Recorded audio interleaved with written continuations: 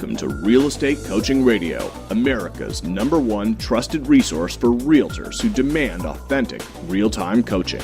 Starring award-winning real estate coaches Tim and Julie Harris. Get ready for unfiltered, full-strength honesty about what is truly working to get you into action and make you money in this new real estate boom. Now to our hosts, Tim and Julie Harris. We're joined today by Steve and Jody Parrish from Coldwell banker Gundaker, serving St. Louis, Jefferson, and St. Charles counties in Missouri. The Parrish team was honored in 2012 with the coveted President's Elite standing among Coldwell banker agents and is among the top 3% of all Coldwell banker agents in the United States. They also serve as instructors for Coldwell banker Gundaker School of Real Estate, including classes in pre-license and Missouri real estate practice. Now, let's join our host, Tim Harris. So, it was funny when I asked Steve and Jody to be interviewed, their first reaction was, why? Why would you want to interview us? I thought that was actually a great answer because that's the exact reason why I wanted to interview them.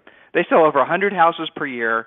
You know, they're constantly striving to improve themselves, but that humbleness and that, that approach and their mindset is the reason that I know that all of our listeners would benefit from hearing from them. And also, the other thing that's great about the Parrishes is that they're in the process of, in many ways, expanding their real estate business. They're moving away from just strictly distressed property, and I know a lot of our listeners have been in that world for a long time, and they're moving really with, I think, reckless abandon, and I mean that in a complimentary way, towards normal retail business.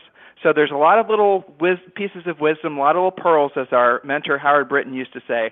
Everyone listen in to what they have to say, take notes, and by all means share today's superstar interview, today's radio show, with as many other agents as you can. So Steve and Jody, welcome to today's radio show, and thank you kindly for being my co-host today.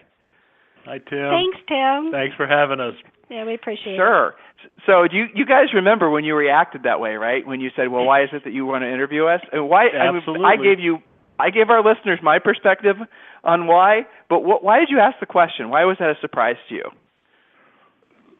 We're just real estate agents, Tim. In our world, we're just selling houses. And now, I have to say, when you answered that, you said, well, how many houses did you sell last year? 100. How many you sell last year? Another 100. How many you sell a year after that?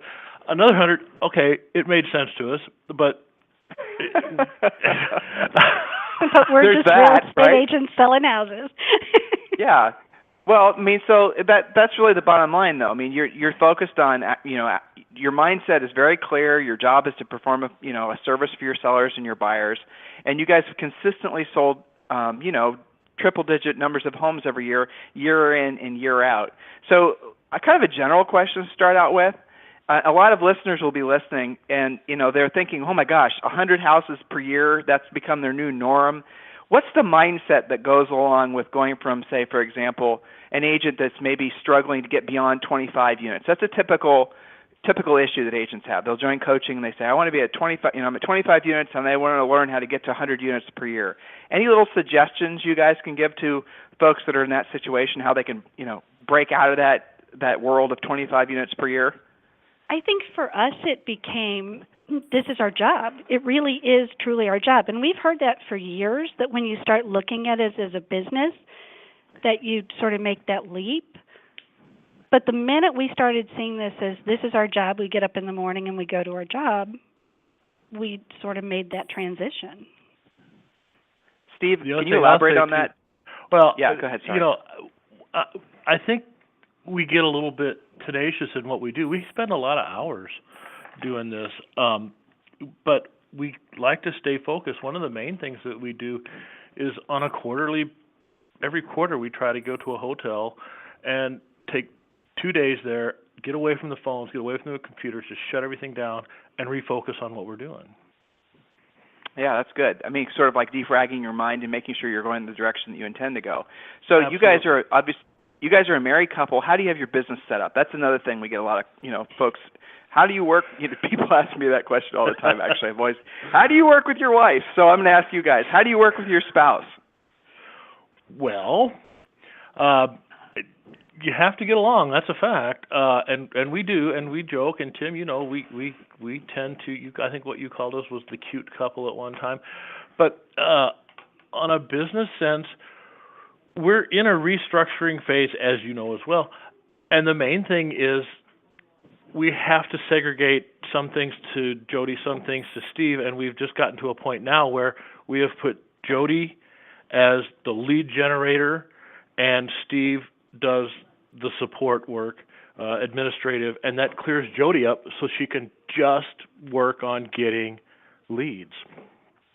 So without having this turn to a coaching call, Jody, can you explain what he's describing? Because you guys you didn't have that clear line of delineation for a long time, but then you accepted it. You accepted that, I think the way we kind of jokingly say it is Jody's the show horse and Steve is the workhorse in essence, right?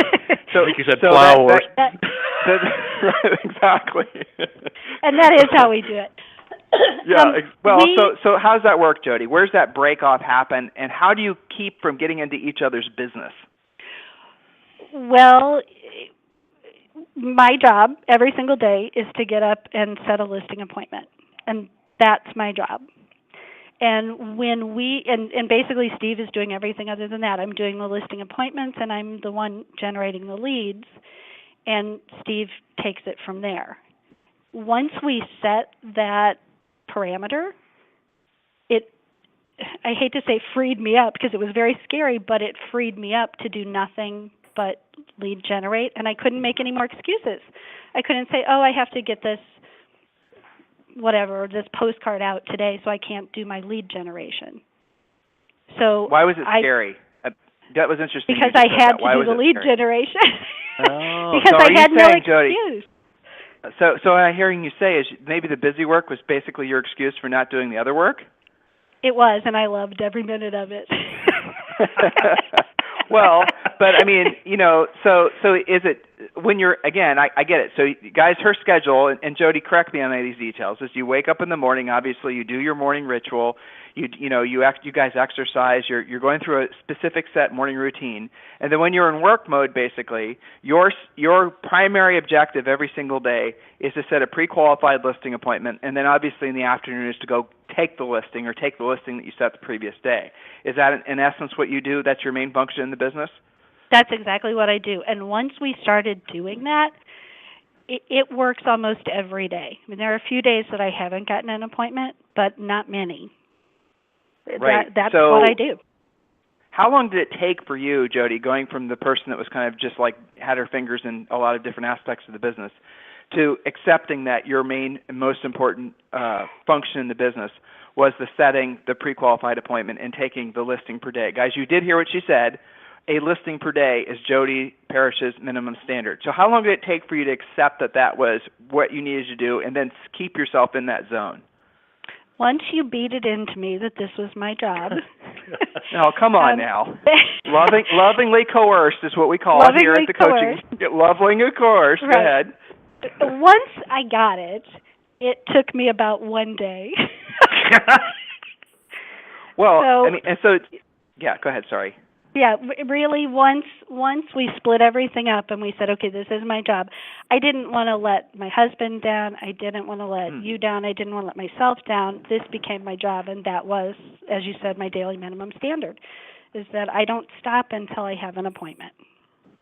So by setting yourself free just to focus on a specific goal, how much better about everything did you, Jody, feel? I mean, how did that change your life?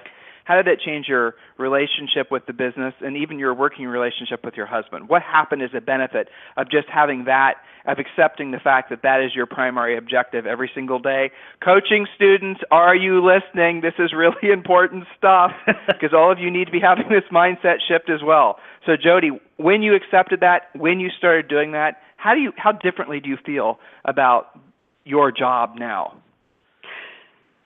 I took on the mindset, and I'd heard you say this so many times, but it just sort of sank in, that I took on the mindset that had somebody hired me to do this, it's not a big deal to get one listing a day or one listing appointment a day. If somebody was paying me by the hour to sit there and make phone calls, I would get a listing appointment a day. So why not do it for myself and for our retirement and our career instead of going out and working minimum wage making phone calls for somebody else? Well, that's true. So answer your own question, though. Well, you obviously you train agents. That's part of, you do that for Coldwell Banker, right? Right. So when you're talking with agents, and what you said, there's no one listening right now that doesn't understand what you just said. It's very clear. If you had a job and your job was to set one listing appointment per day, or you would get fired, all of you would do it, no matter, and all the excuses and all the psychological issues and all the fear of this and fear of that would quickly melt away because you had to perform the function every single day or you get fired. So why is it you think that agents have a struggle with that mindset, the mindset that you have now of, okay, this is what I do and this is how I'm going to do it and it's going to happen no matter what? Why do agents struggle with that, you think? Because they're not accountable to anybody to do it like they are at a job. They're not going to get fired. So if they don't do it, it doesn't really, there's no immediate effect to not doing that. That is interesting, isn't it? So a lot of agents, maybe a lot of folks get into the real estate business because they don't want a boss, because they don't want an accountability, and it's that very lack of accountability and that very lack of structure that makes it so that they never really truly succeed. That's kind of an interesting point. It's true, and that's one of the big things coaching did for us, is gave us that accountability. Because we can't really be accountable to each other very well because we're married. But the coaching gave us that accountability. Steve, thank you for that. And Steve, help me understand your role in the job. So explain how you, and obviously you guys support each other, but how do you support Jody so she's out there, doing the show horse thing every day? How do you set up systems? How do you reinforce that? Because, the mindset of going and setting a pre-qualified listing appointment every day, and guys, this goes to the very core, one of the, founding pillars of this coaching business is, long-term, ever-improving success comes from doing what you don't want to do when you don't want to do it at the highest level. Well, I'll just ask Jody that question. Jody, do you feel like setting an appointment every day? No, I don't. But it goes through my head exactly what you just said. Success comes from doing what you don't want to do when you don't want to do it at the highest level. How do you support that, Steve, in your role now and how you're into the business? How do you support your wife in the days that she doesn't feel like actually doing the work? On the days that she doesn't actually feel like doing the work? Yeah, which Jody, you tell me, of a normal work day of 5 work days, how many days do you actually wake up in the morning feeling like setting a pre-qualified listing appointment? 1 or 2. That's right. Well, that's pretty good, right? And yet you still do it. So how do you, Steve, what do you do to create what's the environment like in your guys' business that reinforces Jody doing that every single day? Tell me about that. How do you keep her, for example, from doing the busy work that she used to focus on before coaching? Well, the number one thing is I tell her to get out of my sandbox. All the time. All the time. Because, she wants, and that you're exactly right, Tim, she wants to come in sometimes and, help me out rather than do her part. And what we have come to an agreement is that I do everything on the side, keep her free, she makes phone calls. Now, how do I do that?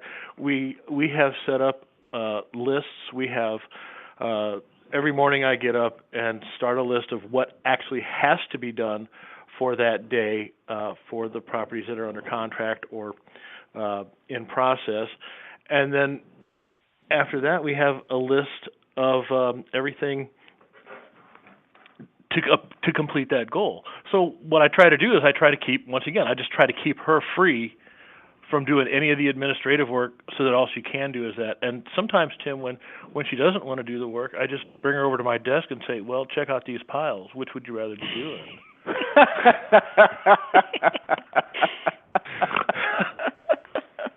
That's good. Yeah, it's like, okay, I'm going to go talk with people. You can wait through the paperwork. Right, I'll be right back. Right, see you later. Well, that's good. So, Jody, in the morning, what did you have to give up to basically accept the lifestyle of basically an appointment a day, a listing a day? What did you have to stop doing? What was distracting you? We know about the paperwork. We know about the stuff that Steve is now doing. But what else did you have to stop doing and give up on? Well, I'm the best sleeper in the world. I had that in my mind. It's true. I could sleep till 9 o'clock every morning. That would be when I wake up. So I had to start getting up early. We started the Miracle Morning, love that, and we just I think that's honestly that's probably the biggest thing I gave up is just that leisurely schedule. And anything else in particular, though? I mean, just you have to give. I assume you had to also relinquish your, frankly, your not kowtowing to your emotions. In other words, when you felt like not doing the work in the past, wouldn't you just give yourself a break, or would you hold yourself accountable to doing it regardless? Yeah, talk about that. That's really important. Well, okay, I'm a person who wants to be held accountable. Like when I first started in the business, I used to give my manager a $20 bill in the morning and say, "Don't give this back to me until I made my phone calls." So I've always needed that accountability. So I didn't give it to her, Tim, and she ran wild. well, that's true. And so if I didn't want to do something, we just take the day off and go for a drive if we didn't have any appointments set. So I had to give up that sort of thing too. But it's all worth it. Why is it worth it? Explain that. We have a goal of wanting to retire by the time we're 60. And that we have a big 7.5 by our desk because it's 7.5 years. And once we, to be quite frank, Tim, once we brought you and Julie in for coaching, it really, everything started to fall into place. The biggest transition we had, as you said earlier, was going from foreclosure to general real estate. And that was quite scary. But with the focus and help, it seems like that's where everything is falling into place. We need to drill down on that because I promise you some skeptical listeners are thinking, oh my gosh, 100 units a year, but they're getting them all from banks. No, I'll answer the question for you skeptics. We did. Jody and they did, and now they're 99% of their transactions are individual sellers, just like what you guys go after. These guys don't have a subdivision. They're not getting business handed to them from anything, though I think they happily would take business handed to them. But they don't have it. Yeah. So if any of you guys out there, right? But they're out there hunting every single day and going after an appointment every single day. And they're meeting with sellers belly to belly every single day. They're using their skills every single day. So, Jody, let's talk about skills. I mean, your skill set. How much has that improved in the past 12 months? And what specifically, and what areas of improvements, when you're looking back, say, the way you were maybe 2 years ago, where do you know you're better? Everywhere. I mean, overall, I am a better real estate agent than I was 2 years ago. The reason we got into coaching is I was terrified because our foreclosure business died virtually overnight. We were doing tons of foreclosures, and it just stopped in our area. And all of a sudden, we're thrown back into real estate, and I didn't even know how to talk to a seller anymore. And that's how we got into coaching. And now it's nothing for me to talk to a seller. It's nothing for me to go on a listing appointment. That doesn't scare me. We've got the pre-listing packet that we send out religiously. It's almost unfair, the advantage that we have walking in, and everything's answered for us when we walk in the door. They know us before we ever walk in the door, so I'm never walking into a hostile situation. It's amazing how much better an agent I am than I was 2 years ago. So you said three things, and for students that are listening, she's referring to the pre-listing pack. You send that ahead of time. You use the 18-page pre-listing pack that we give you guys, and essentially it does the selling for you before you get there. So that's what she was referring to. Students already knew that. But you touched on, one other major important thing that agents also are fearful of. Were you before fearful of actually competing for a listing? Was that something that you were nervous about? I was. When I would walk in to a listing, I had a better than average shot of getting it. I probably converted 60 to 70% of listings I went on. So I was nervous, but I still thought I had a really good chance. Now I'm surprised if I don't get one. Something went terribly wrong, and I got to figure out what it is. Because now every listing I go on, I really should get. And that's true. Yeah. Well, when you don't take a listing, why don't you take a listing now? If you look back, I mean, you're going on dozens and dozens of appointments. Mm-hmm. When you don't get one, when you go back and triage why they decide to list with somebody else, what are the reasons why? We lost one not too long ago to the neighborhood expert. I learned a lot from that because the neighborhood expert had sold like 7 houses the whole past year. They just all happened to be in the neighborhood.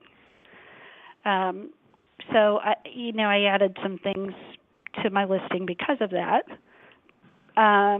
Sometimes she forgets, Tim. Yeah, sometimes. On that one, she forgot that she could have a walkaway listing.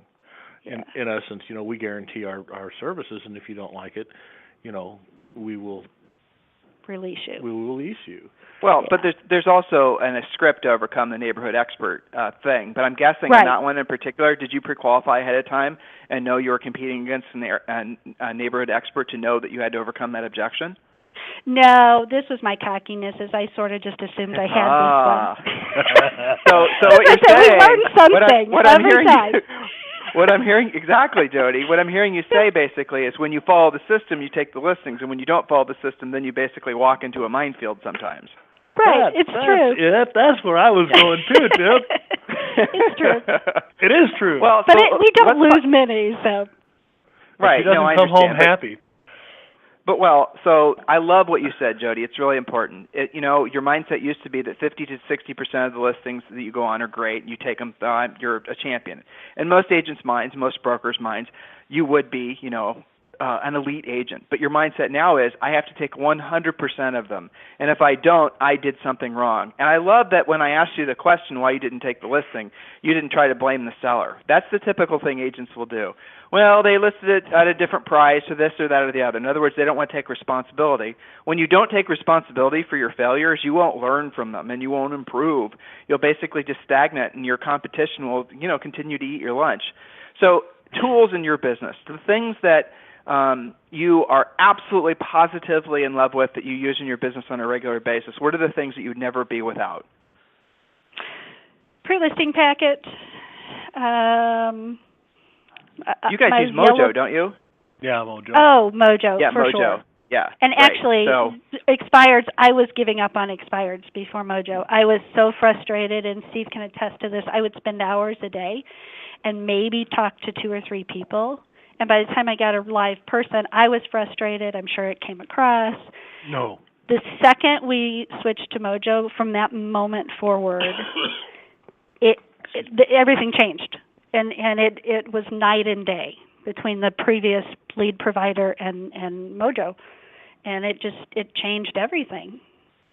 Yeah, Mojo is one of the basic tools that everyone should have in their toolbox. It should be required. You get your real estate license, you should automatically become a subscriber to Mojo. And that's not just because they're a sponsor of the radio show. It's because we've literally had thousands of coaching clients like these guys tell us again and again and again what a superior service it is. So if you're not using Mojo, you're really losing out. So what else? It truly Mojo, made a huge difference. Yeah, it's great. We love them. Go ahead. Tim, we also use the 800 hotline. 1-800-HOME-HOTLINE.com. Right. So you guys check that out, 1-800-HOME-HOTLINE.com. Okay, so I heard the pre-listing pack is a vital tool. MojoSells.com is a vital tool. I heard 800-HOME-HOTLINE.com is a vital tool. What else? Is there anything else that you're using in your business that's a really important part of your success? Coaching. Well, I appreciate that. Is there anything else, though, in addition? I think they figured that out by now. But is there anything else in addition to that? I understand. Thank you. Anything else in particular? Are you guys doing any direct mail? Are you buying leads from Zillow? Are you doing pay-per-click ads? Are you doing anything on Facebook? No. Are you doing anything like that? We do Facebook. We do Facebook. We do have a Facebook. We have Jody's daughter set us up, and she's young and she knows what she's doing, and it's that's Parrish STL. But that's the only thing we've done, and we actually have picked up people from that, Tim. And then in the morning, I do Facebook in the morning, and that's kind of a mind cleansing thing for myself. But that's pretty much it on Facebook, Jody. Okay, so So you're not subscribing to anything else. You're not buying leads from anywhere else. You're not doing anything like that. So your business is basically just focused on those elements that we just talked about, correct? Correct. Yeah. Why do you guys help me understand? Why is it that so many agents think they have to buy leads? I don't get that. I honestly don't get that, Tim. I think it's being Jody? scared to do the proactive I mean, thing. maybe it's a thought that they could do it an easier way, but from what I've always seen on leads like that, I mean, they're not really good leads. Well, you've studied this, haven't you, Steve? I mean, I seem to remember that at some point you actually spent some time just to see if there's any viable, other spokes you guys can add to your wheel as far as lead generation. And why you ruled all the paid lead generation sources out. Why? Jody, there were the two that we there were two lead generators that we use, and sometimes we get leads from them, but they were terrible leads, and they just never amounted to anything. And then we signed up with two that are free services, and occasionally we get one or two from them. But the free ones are, in my opinion, the free ones have been just as good, if not better, than anything that you would pay for. And the other thing, too, is why would you buy a buyer? Why would you buy a buyer's lead? Have an open house. Absolutely. Or put up a sign with a hotline. What Jody just said. Take a listing and you have to beat the buyers off with a stick. I mean, exactly. And that's actually true. I mean, we give away a lot of our buyers because we don't really have time. We'll refer them to agents in the office because we just don't really have time to work with buyers. Well, so that's an interesting topic too. So agents that primarily are focused on buyers, even though they know how important it is to become listing agents, what would you say to them, because you guys have done both, obviously, so what would you say to them to help them kind of cross the bridge from that sort of, physical labor of working with buyers to accepting the fact that working with sellers is mostly mental labor, and by the way, it pays a heck of a lot better. Mm-hmm. What would you say to someone who's trying to look for the, the motivation across that bridge like you guys did so many years ago? Well, I mean, it's very simple. Just it's a matter of numbers. We can easily have 25 listings, but it's pretty tough to have 25 buyers at the same time. And the transaction makes you the same amount of money, so I'll take the 25 listings and work fairly normal hours. And as you said before, Tim, go ahead, Tim. I'm sorry. No, I mean, I like that's it. I mean, and actually that leads perfectly to my next question. About a balance. I mean, imbalance in life. Is that a myth, or do you think that's what is your mindset about balance? An admirable goal or a myth? I think balance is a little bit easier for Steve and I because we work together. So we are together a lot. All the time. All the time. But basically our life is work. Even we went for a Sunday drive this past weekend, but we spent half the time talking about work. We have grandbabies, and we make a point of having lunch with them once a week. Balance is tough, and it's not something that we we enjoy our lives. We're going to have as much balance as we want when we retire in 7.5 years. There you go. So why you guys? And perhaps one of the most competitive real estate markets in the world. Of course, that's true with most real estate markets nowadays. Why have you succeeded at a high level where so many agents continue to struggle? What is it, if you could kind of break it down to maybe 2 to 3 points, that you guys know makes you different? Yeah. Well, there's a lot of thinking after these questions. Are these really that tough? Well, once again, Tim, we do have that quarterly business meeting. We do tend to make plans every morning. We try to get together and we don't try. We do every morning. We do get together and say, okay, this is what needs to be done. I think and actually another thing that we have discovered in our careers is the tenacity of Jody Parrish, because when we have deals that are closing and they start falling apart, we have a saying, and it goes as simple as this, that it's not dead until Jody Parrish says it's dead. and quite frankly, there's been very few deals that have fallen apart because, where some agents would give up, we just won't. So here's what I heard Steve say. You guys, the question was how, why is it that, what are some of the key elements of what makes you guys continuously so successful? Continual focus on goals and tenacity. Would those be the two words that come to mind for you, Jody? Perfect. You said it better than I do. But I would agree, because that is how I think of you guys too. Honestly, that's how I would think of you. As you guys, you're focused on your specific goals. You work every single day. You're okay with the acceptance of the fact that this is a job, and your job is to produce a specific result, and you hold each other accountable to it without necessarily, crossing swords in terms of basically trying to do each other's jobs. And that clear line of delineation, it moves occasionally, but that does in any business as well. Now, a lot of you are listening, and you're sole practitioners. You're not working with your spouse, but this is still valuable information when it comes time for you to expand and consider adding a very high-level administrative assistant, or however you're going to want to basically farm off some of the other stuff that's, maybe keeping you from being a focused listing agent. Being a focused listing agent, guys, in this marketplace is a absolute gift from the real estate gods.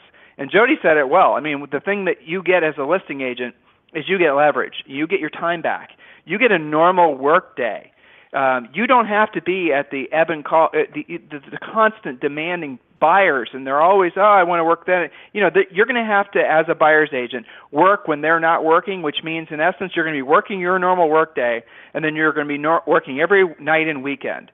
You're going to be working pretty much all the time. That is the exact recipe for real estate burnout. Last question, guys. What role has coaching played in your career, and do you remember the very definitive moment when you said to yourself, it's time to hire a coach? Okay, this one's me. I do. I remember the exact moment. I was sitting at a company rally. They had a coach come up and talk, and I remember thinking, we need coaching. We're trying to transition from REOs to regular real estate. We need a coach. So I called that coach, and one of the things I found out that just floored me, I would have never believed that I hadn't heard it with my own ears, is he had been, the person they were having coach me had been in real estate. He had done real estate for 2 months, and then he got out. And I thought, so you're telling me that my coach flunked out of real estate after 2 months? Oops. And so I remember thinking, I need a coach, but not this one. So we went out and actively looked for a coach, and that's when we found you guys. And what it's done for us is kept us from being so scattered. We've always worked hard, but this gave us focus, and when we put this hard work into a focused intent, it made all the difference in the world. Well, there's folks listening right now that are at that very crossroads, especially because so many agents are getting into the business. I mean, NAR hasn't really officially released numbers, but I'll tell you from my perspective, I've never seen this many new licensees ever, in the whole time we've been paying attention, which is almost 20 years. But for the rest, there's a lot of folks, agents out there that are looking to hire a coach. Why did you hire us? I mean, you mentioned the fact that that Julie and I certainly sold real estate at a high level for a long time, and all of our coaches, and one of the minimum standards is they all sold at least 100 homes per year for 3 years in a row. Well, why else did you guys hire us? Because, I know there's no way Steve didn't do his homework and compare us to virtually everyone else on the face of God's green earth, right? Oh, come on, Tim. But you are correct. And I can answer that question. The first part of that is real simple. If we were going to have a coach, we were going to have a coach who did it, who had lived it, and was willing to share it. And we had the first conversation with you, Tim, and I was okay with it. I could just tell you that Jody told me we were going to do it. Well, but Steve, truthfully, you were a little reluctant, right? I mean, you weren't 2 feet in heads, for a while. Tim, you know it. But you weren't 2 feet in right away. What was your reluctance? Why were you hesitant? Looking back, Tim, I'm not really sure what my reluctance was, other than the fact is, can I get a dollar value for it? Possibly, I don't know, but I can tell you I'm getting tenfold the dollar value for it. So I'm not in the least bit concerned. So I'm a little bit confused as looking back myself as to why I was. So I guess maybe it was a little bit of ego, maybe it was a little bit of pride, maybe it was the idea that, I can do this myself. I don't need any help. But I've discovered what changed that that? I do. What changed that other than your wife not having that limiting mindset? What changed that in you? Tim, every call that we have had, there has been something that I have learned from it, and that I guess over the course of time, that's really it. I mean, I've had some very momentous changes from these phone calls, and this is way off track, Tim, but, I told you the other day that I've lost 40 pounds simply because I told you one day I was overweight and wanted to lose weight, and you threw this don't eat sugars at me, and the next thing I know, I did it. But you're saying something really important there. So listeners, pay attention to what he's saying. Not the sugars part, and if you're wanting to lose weight, definitely look into a low carb diet. But that's not a normal coaching conversation, right? But correct. We do take a holistic. I think that's one of the key differentiators, honestly, guys. Is we're authentic in that we've actually sold real estate at a high level before, but really. What resonates with you guys, and I hear this with all of our other clients too, is that we're taking a holistic approach to coaching. It's not just about, training. That's what sort of a lot of folks experience when they hire a quote-unquote coach. It's do this, do that. We're taking an approach that we're going to be walking the path with you, and sure, there's lots of, do this and do that, but at the end of the day, that doesn't resonate with everyone, and sometimes you need to have a different approach to help you accomplish the goal. Conversations will sometimes slide in different areas, and some of them will sometimes be a little bit more like mindset focused, and some of them will be real focused on how do we overcome this particular objection so we never let this beat us again. And that is something that's what true coaching is. That's what true coaching in our world is anyway. It's a combination of essentially working with you to accomplish your specific goal, working within the structure of how you think and how you learn, and not leaving the self along the side of the road. In other words, taking into consideration the fact that we're not just automatons that are designed just to basically, chug out 8 hours worth of work a day. There's a spiritual side to all of us that we need to take into consideration, and sometimes leaving, not paying attention to that and not focusing on that is the deficit that's going to result in you not actually producing results in your business. And that really is our approach to coaching. And I think, you guys have really taken to that because your success and your continued success, but what's really cool from a coach's perspective with you guys is that you are absolutely positively fully engaged in learning. I guess the term would be coachable. You guys are very coachable. You don't just blindly follow. We'll talk about a specific topic, and you guys will think about it, decide if it's a good fit for you, and then you'll implement it. But you implement it at a high level, and you implement it quickly, like the pre-listing pack. Yeah, it took a little while to get it done, but now that it's done, you guys use it almost textbook on every single listing appointment, listing presentation, pre-qualification, the scripts when you're actually calling to set the appointments.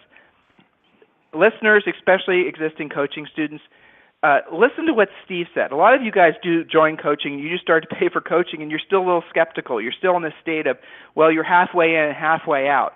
And as coaches, we can sense it when we're talking to you, when that's your mindset. But do what Steve did. I mean, just give in. You're already paying for it. You're already having the experience. You have access to the information. You know it works. Stop fighting it. Steve, do you remember specifically the moment you said, okay, I'm just going to go all in, opposed to being 1 foot in, 1 foot out? I really don't, Tim, but I will tell you this, that it came around the time that I saw the excitement in Jody's eyes. That, so it was just, but you're right, there was absolutely some point when I said, I'm paying for this anyway, quit fighting it. What do you mean by the excitement in Jody's eyes? Talk about that. She had mentioned earlier about how we were transferring from REO to regular real estate, and it was a scary time. I mean, how were we going to do this? And I saw a lot of fear in her eyes, and somewhere along the line, like I said, I just saw the excitement in her eyes that said, this is real. And we're moving forward again, and we're making this transition, and we're going to do it. And then somewhere I said, you're right, we are. And then as soon as we crossed that hump, it was, we're going to do this. And then we got into the whole 7.5-year plan. We're going to retire in 7.5 years, and you said, no, make it 5. Well, you know, it's funny, Steve. You are future tensing. You say we are going to do it, but the fact, you know, you are doing it. You know, you're not going to do it. You're doing it. You're in the midst of it. You're not like looking forward to it. You're actually doing it. That's the biggest difference. You're no longer planning on doing something. You're actually doing it. So Jody, as we round the bend on today's radio show, of course, thank you guys for being our guests. And Steve, the last question after I ask Jody this question is going to go to you, and that's where you guys are going to give all your contact information. So if the thousands and tens and thousands of folks listening want to send you a referral, they'll have your information. But Jody, is there anything else you'd like to say at all? Remember, there's typically 100,000 agents that listen to our radio show every month, so no pressure. Okay. Right? So all the judgmental ears out there, is there anything you'd like to say to them? Anything, you know, this is an opportunity maybe to pass something along to not just the agents listening now, but maybe the agents that they share that wisdom with. Anything you wish someone would have said to you back when you were at that sort of turning point in your career to help them make the decision in re-engaging with themselves and re-engaging with their businesses and, of course, re-engaging with life at the highest level? I think I wish somebody would have just been real with me and said things like, stop making postcards. This is not a good use of your time. Stop doing all these things that waste your time rather than get on the telephone and talk to everybody you can possibly talk to. Let people know what you do for a living. And I love the conversation starters. Just talk to people and let them know what you're doing and stop doing all that time-wasting stuff. Yeah, if somebody would have just beat that into me, I wouldn't have spent 10 years spinning my wheels. It's the radio show we did the other day, right? It's the radio show we did the other day, right? So stop being a secret agent, you know. Right. Isn't that the essence of what you're saying? Right. Let the world know that you're, it's exciting. So, Steve, anything specifically answering the same question and also giving all the listeners how they can contact you? The emails probably would be best. Any other thing, same question, you know, anything you'd like to say maybe the Steve Parrish of 10 years ago or even 5 years ago? Steve Parrish of 10 years ago is so much different than the Steve Parrish of 5 years ago. But as far as the one... No, Tim, I wouldn't. I'm just happy where I'm at. I really have come to a new space, and it's great. That's all I got. No, that's good. I appreciate that. Yeah, and you know that's important. Being present where and experiencing the blessings that all of us are being given, especially in this real estate market. That's really a big part of continuing your success. You know, not living too much in the future or living too much in the past.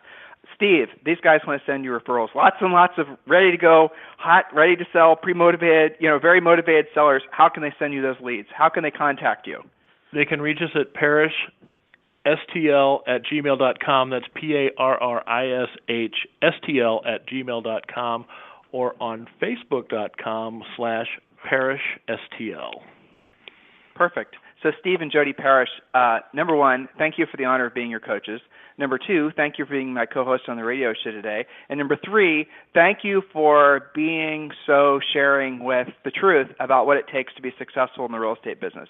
You're helping us to, fulfill our promise to this industry of being agent-centric and focusing on what's best for agents and helping them realize what a blessing being in real estate truly is. So for that, guys, and all those things and more, obviously, thank you very much, and I sincerely appreciate the both of you. And we really appreciate you too, Tim. Thank you so much. Absolutely, Tim. Thank you for having us. And listeners, we'll talk with you on the radio tomorrow. This program has been a presentation by Tim and Julie Harris, Real Estate Coaching. For more information on our real estate coaching and training programs, visit our website at timandjulieharris.com. Remember to tune in weekdays at noon for upcoming shows. And until next time, thank you for listening to Real Estate Coaching Radio with Tim and Julie Harris.